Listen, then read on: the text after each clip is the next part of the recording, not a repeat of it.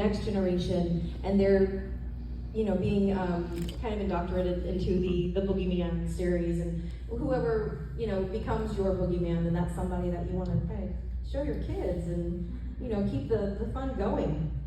You know, when we did this, Friday 13th was not a big preeminent brand. And the script, it was given to all of us. Say what? It had Jason, it really had Jason written on it. So, excuse me. It had Jason on the script. So we were all, didn't really know what was the power that would soon come of the brand. So And the legs the brand would have. As the final girl, though, did you want to keep going? Did you figure it was going to keep going? Me? You're asking me about me? Yes, please. I had a very unusual experience as the final girl. Oh, I'm sorry, that was directed at Amy. Yeah. Or Amy. Go ahead, John, speak for me. No, as a final, I mean, God, of course, Final Girls, like, there's never a finale, right? You just keep going and going and going and going. It's infinite. So, right, Adrian? I would hope so. But this whole phenomenon, this is such a phenomenon for me and for all of us, because I've done other things and sort of been recognized here and there once in a while.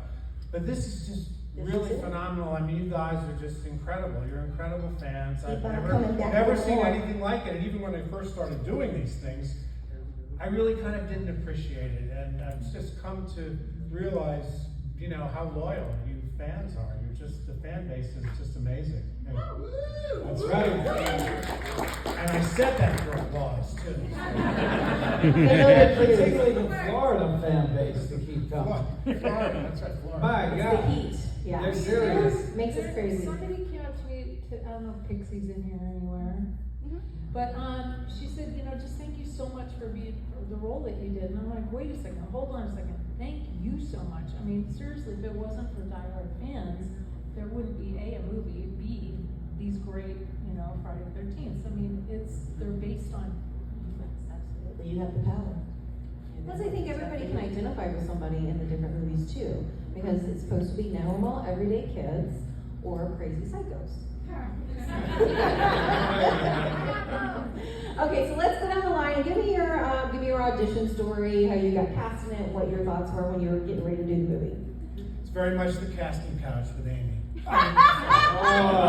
You were just telling stories today. It's just like this. We all sat on the couch with our legs crossed, the microphones in our hands, right? No. For me, it was just a regular audition in New York that I just showed up for, and I don't remember it being out of the ordinary. I mean, unlike Adrian's story, hers is pretty wacky. Mine was not memorable really, because I think it was just very ordinary. Oh, well, I was in New York, or I never would have even done this movie, because I was there on vacation.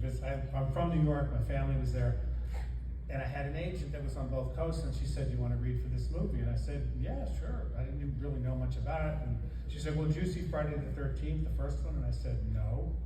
And she said, "Well, this is the sequel." So I went in, and like Amy, I didn't think that much of it. It was just another audition, and I went back to Los Angeles, and you know, like 2 weeks later, I found out I got it. So that's my story. Easy cut and No, dry. you had to play tennis or golf with Steve Miner. No, I didn't even know Steve until I got the part. And then you played tennis? Yeah, I Yes. know. I Just still a play golf story. with Steve Miner.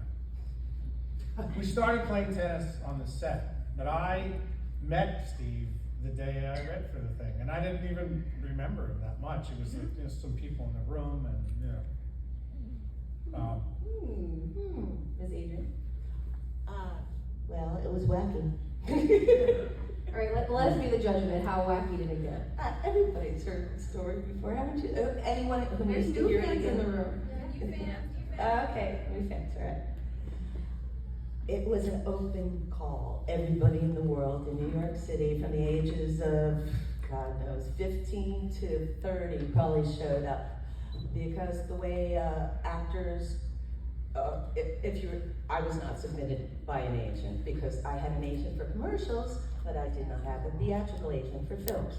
So, therefore, I was with the masses, you know, and it was it was a call, I got through the first callback, second callback, and I'm telling you, like hundreds of girls, hundreds of guys, all dressed up like young campers, and it was hysterical when I think back to it. And then they went through the process of calling back with the guys and the girls to pair them up, not knowing who was going to be what character.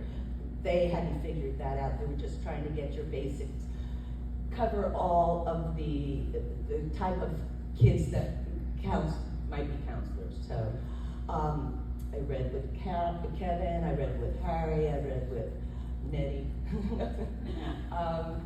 And then I got to the final group of 5 girls, and we all screen tested. And the screen test was insane. It was like, the script hadn't even been finished at that point. They were still kind of working on it. And they had one scene, one monologue for the girls that they were using for everyone, which was Marcy's dream. I could see the blood coming down, and so that was every audition for every girl. And then Sean was like, okay, we want to see you move. It's like, okay, somebody's chasing you. And they're, they've got the video camera going, and it's a small studio, and it's like hard to kind of, jump around and, not hurt people or hurt yourself. And then I was up and down on the ground, and I was like just making up the craziest things, and then show up and go, okay, somebody's about to attack you, what do you do? That kind of thing. So a bunch of improv. It was total improv, yes. Gotcha. Yeah, so it was that after. Tell them how many times that you had to wait and go back and wait and go back. Oh, it was over the course of the entire summer. I mean, it was, Really? oh God, yes. I swear, I think I read one time, went back to LA. Well, I Hello? think they were trying to figure it out as they went along, to be perfectly honest. But what they had going for them were the best theatrical casting agents in New York City. Barry Moss and Julie Hughes, God bless them. They were very familiar with all the actors who were on Broadway, off Broadway, off Broadway, rather than say the commercial people. And at that time, I think all of us were in like an off-Broadway show or off Broadway show, and they had seen it. So we had that going for the ones of us that like made it to the end. And There was a different casting group for us. It was It Simon was- and Human or exactly, something. yes. Yeah. Meg's son. Yeah, and so I did my screen test, and that afternoon, I remember that afternoon, late in the day, Sean Cunningham called me personally at home and said, "You got it. You're in my Alice." Did you finally exhale? Like, Yeah. yeah. And Yeah. she said, no, I don't really feel it." Yeah, I'm not sure really if I really want to. No way. No, And was your and husband- and when I tell you we started filming, there was hardly any leeway. It was like not even 2 weeks before we started shooting. It was the day after Labor Day. That's how, yeah. How long was your shoot? Wasn't It was ours 8 weeks, maybe? 8 weeks?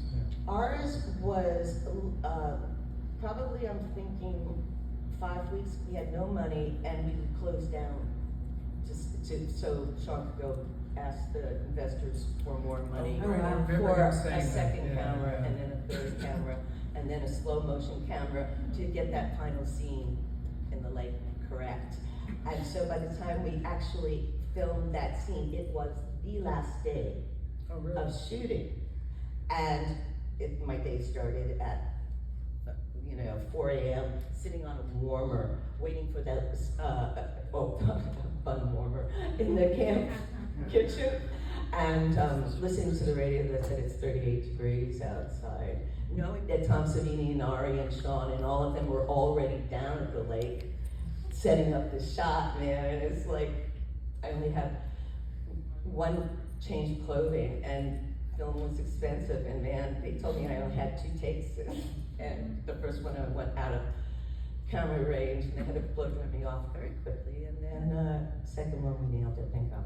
But I didn't know it because I left, and we didn't have, you couldn't watch the video, it was film, and so I had no clue if we had nailed it. Sean said we did, but it wasn't until I actually saw, the screening You got it. I got it. And